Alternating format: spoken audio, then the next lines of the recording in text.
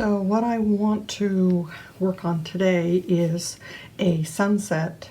Once again, doing it wet and wet, but I think I'm going to do it in 2 layers. I've been experimenting around with this and not entirely successfully doing it all in one fell swoop. So this one I started with my blues, started introducing yellows and oranges, and came down with some more blues, and I felt like I couldn't control it really well. This is a second one that I did, starting with my yellows, building into some oranges, and then putting blues into it. Once again, I want a little bit more control, I think. So let's try a third way, see what we can do. This time I'm going to do it in 2 layers. The first layer is going to have just the yellows and oranges. Then we'll let it dry, and then we're going to come back and introduce the blues. So let me see if I can manage to keep myself just doing that. It's funny, you get doing things and you just sort of want to dive in and do it. So step number 1 was to wet the page. You need to have a wet surface so that the paints will really move around in here, so we don't get hard lines on things. We get a nice soft edge between the different colors. So you either have to work with very wet colors, which I could start with a very wet yellow and then start adding other colors into it, or I can go like this and start with the water underneath. So let's start with the yellows. So Aurelian yellow, this time I have my consistency about the same as milk because I want it to run a little bit more. So let's start with this nice light area right down in here. And there's a beautiful streak of yellow that runs a little tiny bit diagonally up into here. And the yellows move and run up into here.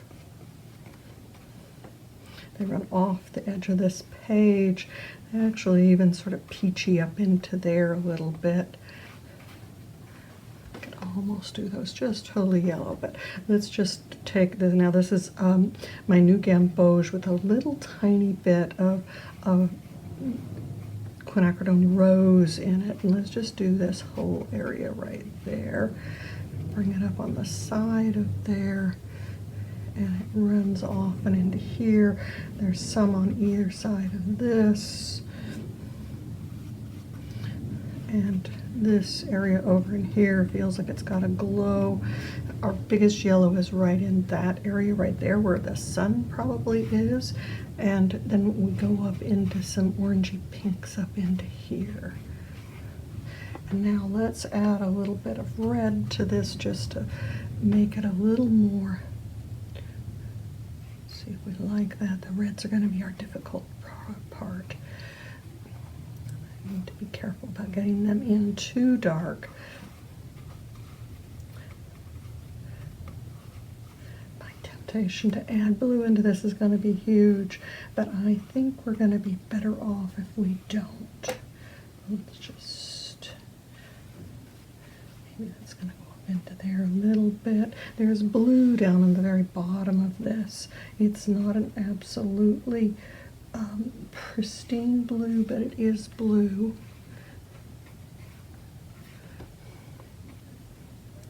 And I can put some more reds and oranges into here again after I put the blue on.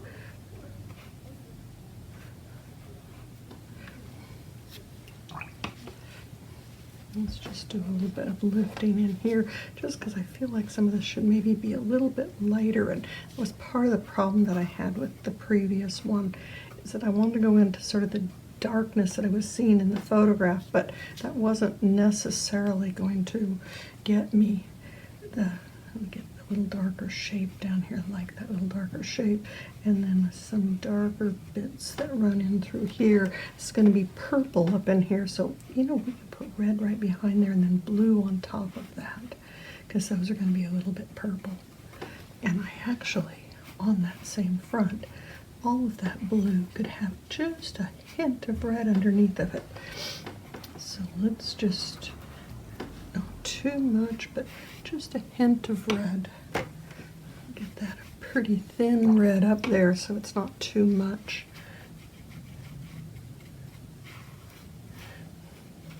Just sort of looking for where when the two colors mix together, what kinds of things might happen. We're not going to have any bright blues pretty much anywhere. Maybe down here in the bottom, this could be a little bit lighter blue, and maybe this little streak right in here, we can lighten that up just a little bit so when the blue goes in, it looks a little lighter.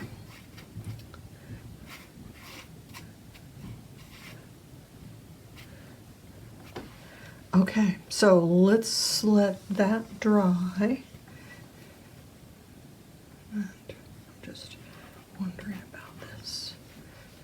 Yeah, okay. Let's do a little more. Yeah, feels like a little more orange could come into this area here. I like what it's doing about pushing some of those colors away. And just coming down and finding some of this. This is feeling much nicer than the previous one where I felt like the purples just started taking over the entire picture, and I didn't necessarily want that to happen. So, you know, as this dries a little bit and when I put more colors into it, it changes how they react to the color underneath. When it's really wet, it just sort of spreads into it.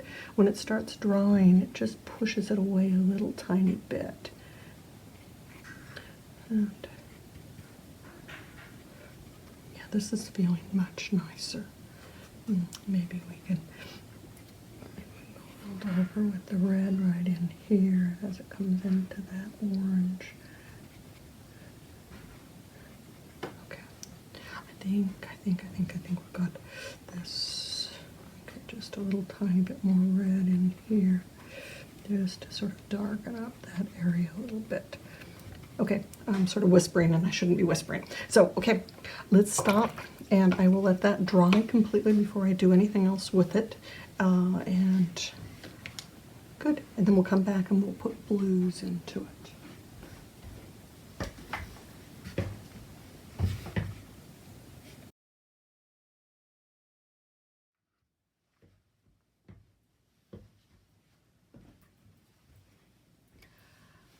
I did the first part of this painting yesterday, let it dry completely. I'm also seeing now that there's some little bits and pieces on here. This is totally dry right now, I can touch it. I did the first underpainting with quinacridone rose, Aurelian yellow, and new gamboge. And for this painting, the sky is a little more purplish. We've been working on two different ones, and the other one, the sky had sort of a greeny blue tone to it, but this has got a very purpley tone to the sky, and even down in here, this has a very much of a cobalt blue, ultramarine blue, purpley tone to it. So to help control this, I'm doing it in 2 layers, and we'll see as we build it up whether I was successful. It's always this sort of hard choice about whether to do it all at once and run the risk of your 3 colors coming together and making browns and grays, or doing it in layers, but then you've got to worry about how the layers are going to come in these soft areas. And so I'll have to do some gradations at the bottom of that where it joins this and leave some of these brighter colors behind. And I might have to come back in and do some more oranges on there, which reminds me, maybe before we start, I need to mix up some of that orange. So the orange mixture was quinacridone rose and new gamboge. And, you know, working in a white pan like this, you can see fairly well what color it's going to be. The best way to really see is to put it onto a sample of your watercolor paper that you're using to see what it looks like. And maybe a little more yellow in there, maybe just a little more yellow. Okay. I could have another mixture that was a little more peachy. This had just a hair of blue in it, so it's going to brown it down very, very slightly, but I think that's going to be okay because I'm seeing some peachy in here that has how the purples come in. So what is happening with this peachy color? Yeah, that looks pretty good. Okay, so let's dive in. Do I want to pre-wet? Do I want to come in with a little bit of damp paint? And what I'm going to do is I'm going to get my brush really wet, come in and just get a little bit of this paint on my brush. And because I don't really want to get too much of this wet at once, I'm going to paint this with a thin version of what's going to go on there later. And I can sort of see what I'm going to have happen when it hits some of these places that I painted before. And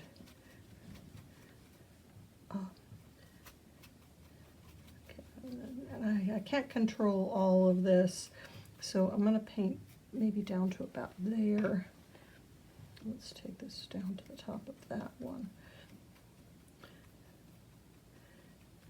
And what's going to have to happen is it's going to have to grade down into where the yellows and the oranges come into here.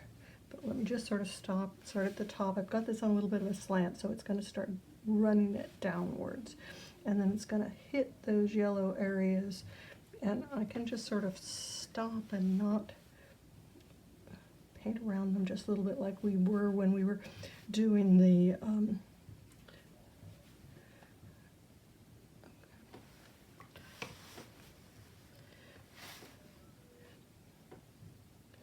I almost like some of that. This is all experimental. You know, you never quite know for sure what's going to happen, but if you've got dry edges and wet edges, you can play with those. Now let's pull, this is going to be some more purple down in here.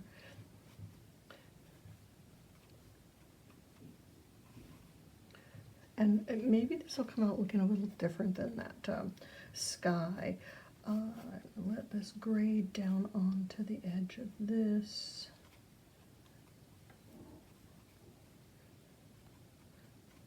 So that pink underneath of there is making this look even more purple. And then I can soften this edge by coming in with a damp brush. I've got to be careful about how wet it is. If it's too wet, when you go to dampen it, it's going to just do a little bit of what's happening here, where the damp water is going to push into that purple, which may or may not be a bad thing. And then that purple can run across through there, find those edges. Well, this is looking interesting at least. And let's see, maybe this can cut through one of these spaces just a little bit. Let that drain down into there just a little. But I'm going to leave some of those dry, hard edges. I'm actually liking them. And then let's try this. And I'm going to be careful about too much of this purpley blue over here now, because this is not very dark in here, and if I have too much, it's going to be too dark. And so that's part of our balance in here, is how, and I'm just trying to find these little uneven edges here, play with that.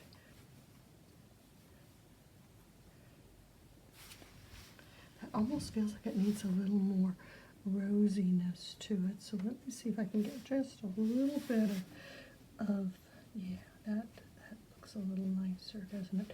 So I just got a little bit of quinacridone rose on my brush without having it too strong. Now down in here, I'm feeling like we're going to be working down into this orangey color. So let's see what we can do here. Oh, it's going to be too dark, isn't it? Too dark. Let's lift some of that back off, and let's just take a little bit of it up into there. Maybe it'll push some of those things away. Maybe some of these edges can be a little darker on that, and leave that little light piece behind. This might end up being a little too it's easy for it to look a little too mottled, and so I need to be a little careful about that. Now this was that little lighter peachy color. Let's take a little bit of that on the bottom of here and bring it down into this. And I'll soften this edge because I just want it to go into that sort of yellow tone there.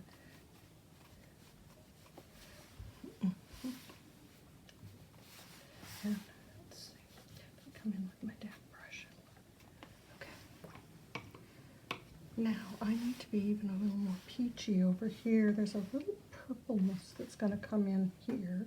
So let's just take a little thin bit of this purpley blue and bring it across this.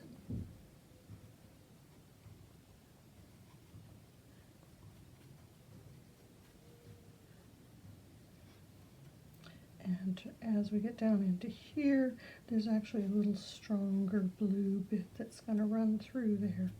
And maybe some straight cobalt blue into there. You need to be careful about this being too much darker than what everything else is. It's intense, but it's not really darker than. And then maybe there's just a little bit there. So it's so impossible to actually totally recreate what's here. And so I'm having to be a little sort of judicious and not worry too much. I don't want to overdo it. When I did the preliminary one of this, I just like totally overdid it and got things a little too dark and a little too intense, and it didn't look that good. But this I'm liking. So Margaret, be careful. Now, down in the very bottom here, I have some more blue, so let's go ahead and try putting that in. And then there's a beautiful bright yellow above it, so let's just bring this up and let that sort of find the edges of that. It's going to be all blue down in here. And just, I like to follow that pattern, and then it's going to slowly turn off to 0 back there. Okay, this is all blue down here. And where it overlaps up on the color that I already had, it is definitely changing the color of it. And now I'm going to come in with a little bit of peachy color right here on top of this. Get that peachy pink. Too dark. Rinse my brush. Get some of that paint off of my brush. Dry the brush just a little bit so I can just pick up that without putting a lot of extra water in there, and then just bring this along, bring that along. Got some gorgeous oranges here from before, which is wonderful.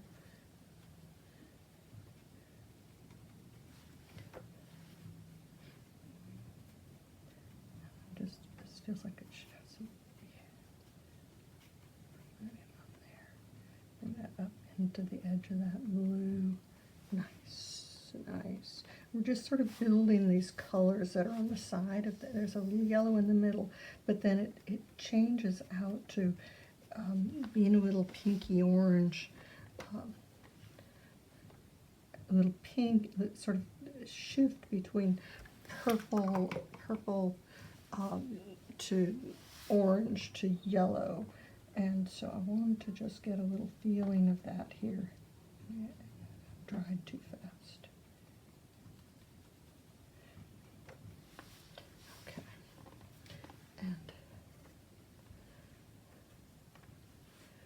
And this could be just a little feeling of purple.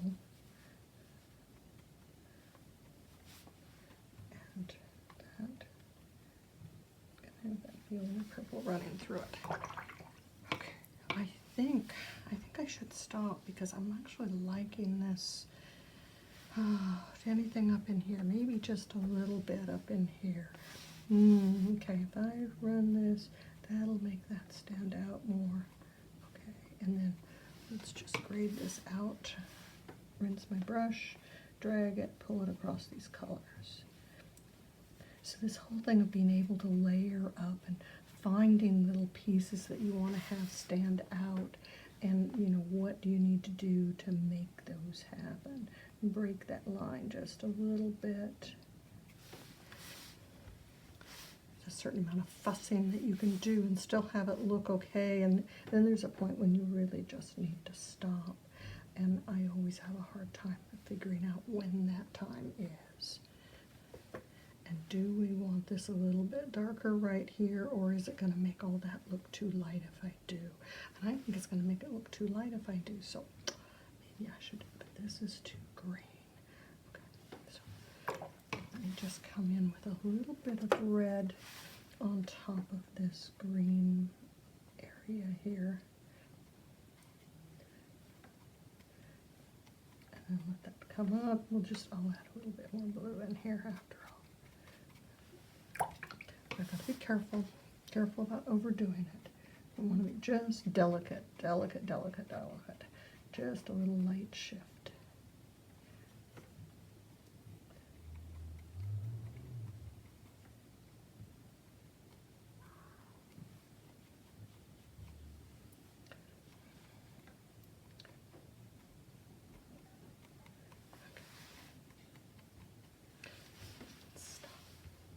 I'm liking it. That's actually looking nice. Compared to the other ones that I did, let me just show you the disasters. So I got just a little too dark and intense there. Liked the purple. I came in with some sponge work and it got a little too busy feeling and didn't have that sort of light thing. And then this one here, although this worked nicely down in here and there were some nice oranges that went up in there, I didn't really like what happened with that purple. So trials. These are not always easy. I'm going to turn that off. It's got to dry completely now before we come back in and do the black silhouette on here.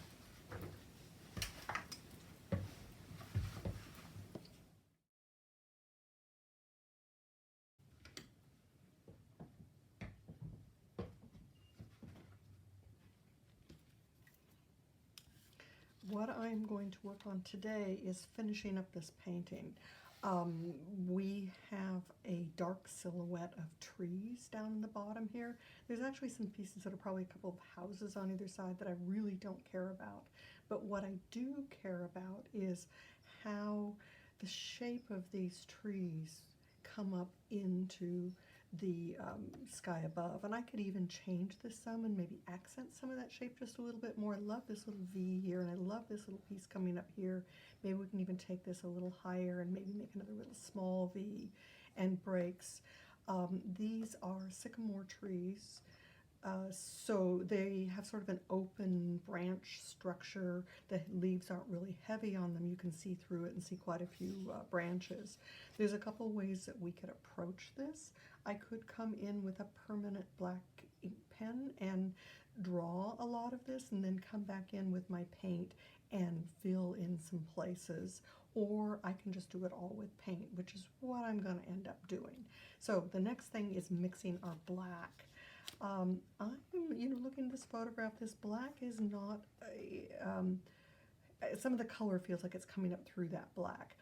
So I'm going to use the same colors that I mixed the painting from to make my black, so they all feel like they're in the same family together. So I'm using my, let's start with my number 12 brush, but this one I'm going to end up needing a small brush to do some of this work. But let me use the larger brush to get my black mixed. I have some black I started in a previous painting using these same colors. So this black is made using my ultramarine blue. And let's just make more of it, because you always use more black than you think you're going to. It takes, when you go black, it has to be really thick paint, which means you use a lot of paint with each stroke. So having extra is better than not having enough, because halfway through, if you've got to add more to it, it's going to drive you crazy. Now I'm going to use my burnt sienna,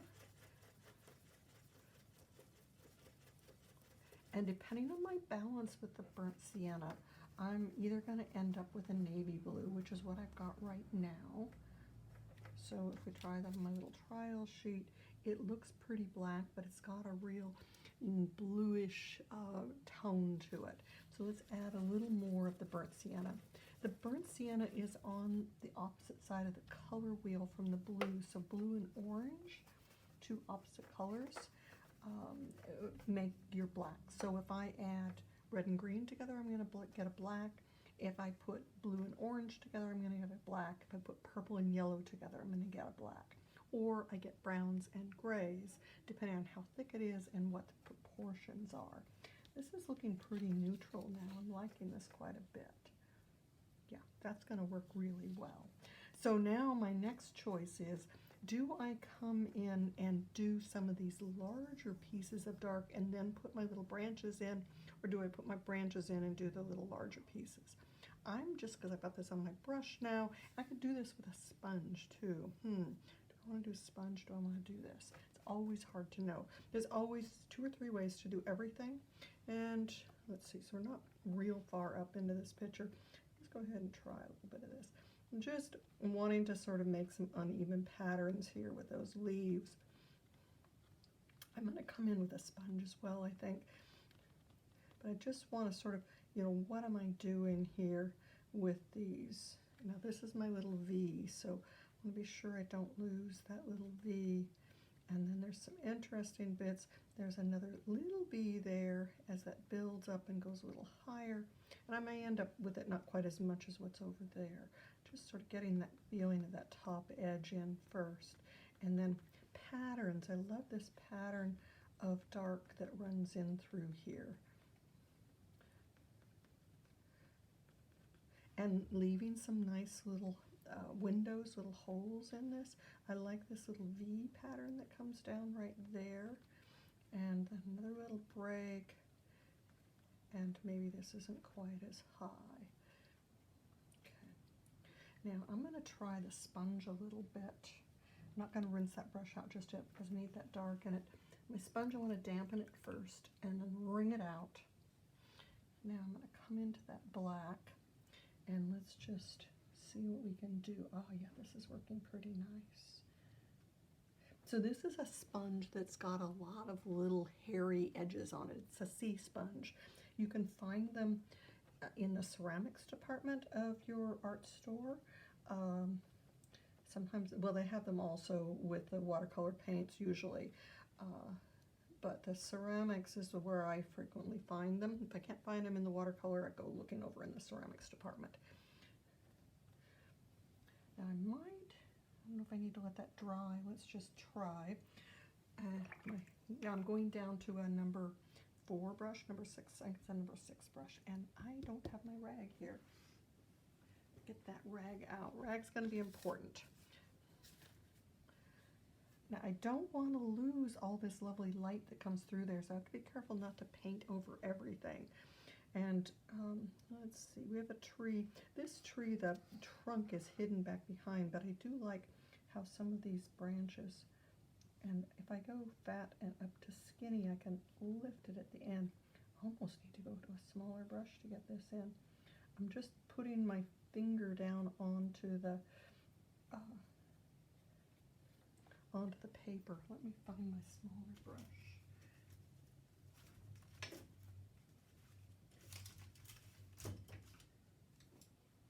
I rarely use this really small brush, so I didn't even pull it out before I started here. But sometimes you just have to go to that little brush to get the smaller lines, and I have to hold my brush relatively high on the page. Let that tree trunk sort of maybe work through here. And I'm just sort of looking to see how those branches come out. Now if this were an oak tree, it might be very uneven movement through there. But with the sycamore trees, the branches are relatively straight and come off of this relatively straight. They do branch out, become smaller. And so if you want to be at all accurate about your trees, you really should look at them a little bit before you start and go, how are they really formed? What does this tree look like? How are the branches? How fat are they to start with? How quickly do they go skinny? Do they have a lot? I like that. And now, once this dark goes on here, doesn't this all look much prettier down in here than it did before I started? There's something wonderful about the silhouette against a brighter space. Yeah, I'm liking this. Liking this quite a bit. Hope you guys are too. So just sort of playing with this. I have to make this up in here because there had been a building which I really don't want in there. This was taken on my street, and of course there's lots of houses, and so we get those in there. And these are the tops of the trees, so there's probably only one tree right here, but it's broken up into a lot of branches by now. And just want this a little uneven, so some of them are closer together, some of them are further apart, and maybe make this one a little fatter so that it feels like it's a different size. Breaking that up, having some big, some little, is a really nice way to keep your patterning going. If it's too the same, it's sort of like having this drum beat that is just, you know, drives you crazy because it's just boom, boom, boom, boom. But if it's bumpty, bumpty, bumpty, bump, it's really sort of sweet. So think of that in terms of music when you're making your patterns and breaking them up. I think we just about have this. Speaking of little music, let's get a little bit of high notes down in here with some leaves. That'll break that up. Maybe some down in there. Okay, and oh, I think this could use just a couple little leaves up top, which are so easy to do with that sponge. The sponge, it's easy to end up with gray with the sponge because your sponge was damp, and then you go into your dark and it thins it down a little bit. So I think we've got that done. Didn't take long, did it? Okay.